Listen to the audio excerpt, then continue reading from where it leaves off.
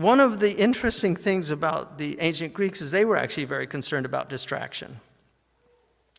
But what they saw was that it was an inner failure to use one's time on what one claimed to value the most. Their reason for treating distraction so seriously was straightforward, and it's the reason we ought to do so too. What you pay attention will define you.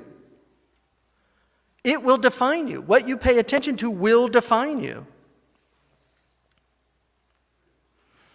Seneca wrote a famous short book called The Shortness of Life.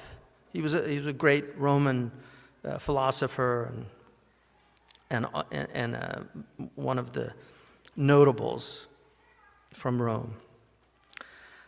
And he talks about, his fellow Romans pursuing political careers. They didn't really care about holding elaborate banquets. They didn't really enjoy baking their bodies in the sun. I mean, it literally says that, sunbathing.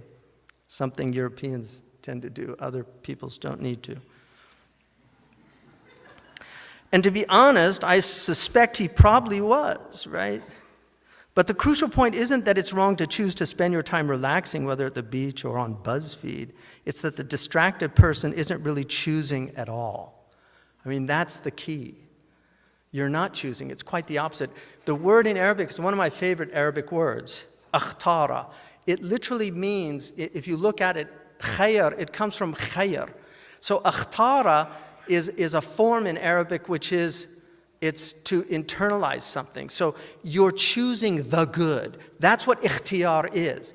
But it's either a real or an apparent good. That's the difference. And so distracted people are not choosing. They're not choosing a real or even an apparent good. They're surfing. Everything will pull their attention. It's called the noonday devil in the old scholastic tradition. Sloth, spiritual laziness, people that don't want to think about the inevitable. One of the amazing things, and this is what I wanted to really talk about, is one of our most important books, and it really is, it had an immense impact on Imam al-Ghazali, is a book known as the Risala of Imam al-Qushayri. This was a foundational book in Tasawwuf.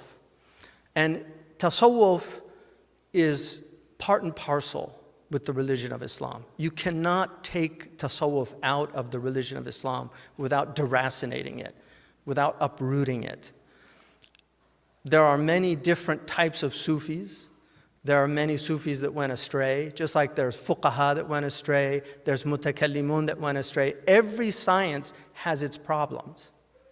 But the idea somehow that tasawwuf, like that mentioned in the Risala of Imam al-Qushayri, wasn't from Islam, nobody would have accepted that, including Ibn Taymiyyah and Ibn Abdul Wahhab.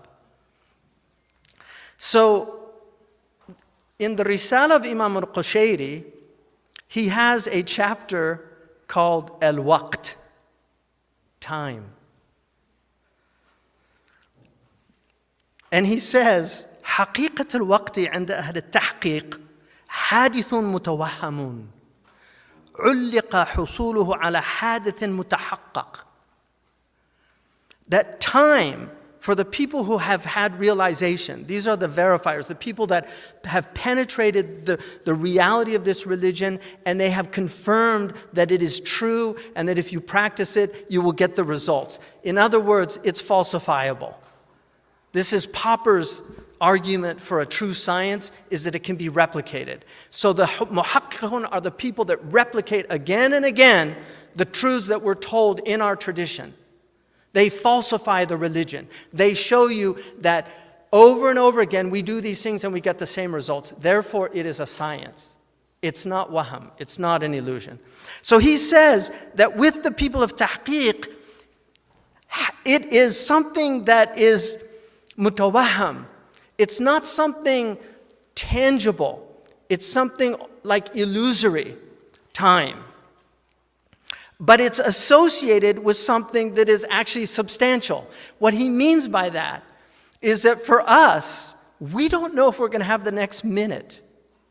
So I can make my plans for tomorrow. Tomorrow will come for a lot of people, but it's not going to come for everybody. That's the quality that it's mutawaham. And this is why Sahal was asked, متى يستريح الإنسان? When will the human being finally be still? And he says, لما يعرف أن ليس له إلا الوقت الذي هو فيه. He will never be still until he knows that the only time he has is the moment that he is in. And this is why Allah says about the awliya, أَلَا إِنَّ أَوْلِيَاءَ اللَّهِ لَا خَوْفٌ عَلَيْهِمْ. In other words, they have no fear of the future. وَلَا هُمْ يَحْزَنُونَ. And they don't grieve. They have no grief about the past because they are ibnu waqtihi. They're here. They're present. They're mindful. They're fully aware. This is the difference between them and everybody else. They are present. So that is what he's telling us. So he says, a man will say, آتيك رأس الشهر. I'll come at the beginning of next month. فالإتيان متوهم. He doesn't really know that. He only hopes he'll see him. وَرَأْسُ الشَّهْرِ حَادِثٌ مُتَحَقِّقٌ.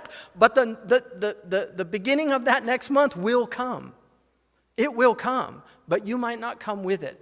And that is the nature of time. And then he says, I heard Abu Ali al-Daqqaq, one of the great Arifin, say, rahimahullah, الوقت ما أنت به إن كنت بالدنيا فوقتك الدنيا وإن كنت بالعقبة فوقتك العقبة وإن كنت بالسرور فوقتك السرور وإن كنت بالحزن فوقتك الحزن يريد بهذا أن الوقت ما كان الغالب على الإنسان. That's exactly what I was saying earlier. What you give your attention to is your reality. This is exactly what Abu Ali al-Daqqaq said, rahimahullah. The time, the moment, because waqt can be moment, it can be time. Atikum waqtan, like it can. This is the Arabic language. Time is what you are in. If you are in the dunya, your time is the dunya. If you are in the afterlife, your time is the afterlife. If you are in joy, your time is joy. And if you're in grief, your time is grief. And then he says, he means by this that time is essentially what overwhelms the human being. It's your experience. That's what time is. It's human experience. And this is what the clock has taken away from us. The clock is this quantifiable thing. Time is not quantifiable in reality. Time, Allah is time. Allah is, the scholastics, and I think they took it from us. The scholastics called it nunkstans. God is the eternal now. If you look at in Ta'rifat, Imam al-Jurjani says, Ad-Dahar huwa al-an ad-da'im. It is the eternal now. It's the now that stands still. God is time. La tasub ad-dahar fa inna ana ad-dahar biyadi al-layl wa nahar. Do not curse time because I am time. I am time. Some of the ulama interpret it as batinu zaman. It's what the zaman is to the outward, time is to the inward. Anyway, he goes on. It's a stunning thing. He talks about, Imam Shafi'i, he said, I learned two things from the Sufis. الوقت كالسيف إن لم تقطع به قطعك. Time is a sword. If you don't cut with it, in other words, if you're not attentive, it will cut you down. We don't kill time. Time kills us. Whenever you hear somebody say, I'm going to go kill some time, that is a person in complete ghafla. Whenever you hear somebody, Ibn Ata'illah, he said, the fool gets up in the morning and says, what am I going to do today? And the wise man gets up and says, what is God going to do with me today? So he said, and then he said, وَالنَّفْسُ إِن لَمْ تَشْغَلْهَا بِالْخَيْرِ شَغَرَتْكَ بِالشَّرِّ. Your ego is such that if you do not preoccupy it, focus it on the good, it will focus you on the harmful, on the evil, on the bad. Allah. Again, Abu Ali al-Daqqaq said, الوقت مبرد يسحقك ولا يمحقك. time is a file. It just wears you down. Doesn't obliterate you. It wears you down till there's nothing left. And this is why time is so important. He ends this by saying, كل يوم يمر يأخذ بعضي يورث القلب حسرة ثم يمضي. Every day passes, it takes a part of me. And it's يورث القلب حسرة ثم يمضي. It gives remorse to my heart. In other words, for the time I wasted. And then it continues on. It continues on. And then he says, كأهل النار إذ نضجت جلود أعيدت للشقائق لهم جلود. It's like the people of the fire whose skin is reborn. And this is from the Qur'an. It says every time the skin gets burnt, Allah recreates it. I mean, this is, we know about these proprioceptors. Now, all the skin has these receptors. That's why people that get burnt really deeply, they don't feel it once they've gone through the skin. So the skin, according to the Qur'an, is recreated. It's recreated so that the receptors experience it. And then he says, لَيْسَ مَنْ مَاتَ فَاسْتَرَاحَ بِمَيْتٍ إِنَّمَا الْمَيْتُ مَيِّتُ الْأَحْيَاءِ. The dead one is not the one who dies and then finds repose. Rather, the dead is the dead among the living. وَالْكَيِّسُ مَنْ كَانَ بِحُكْمِ وَقْتِهِ. The intelligent one is the one who's mindful of his time. He's giving the time its due. إن كان وقته الصحو فقيامه بالشريعة وإن كان وقته المحو فالغالب عليه أحكام الحقيقة. So he's either in the haqiqah or in the sharia, depending on what time it is. So these are very high meanings. And Imam Sidi Ahmed Zarruq, he says that he says people يطالبوا على حسب الحال. They should be looked at according to their station. So what is asked of the people who are content with being common people, we should all aspire to rise up to be higher than our position. And common people is not the street sweeper. The street sweeper might be a knower of God. So common people in the Western understanding are people that don't have degrees and haven't gone to college and haven't gotten PhDs and things like that. Very often, those are the most common people. They're the most common people.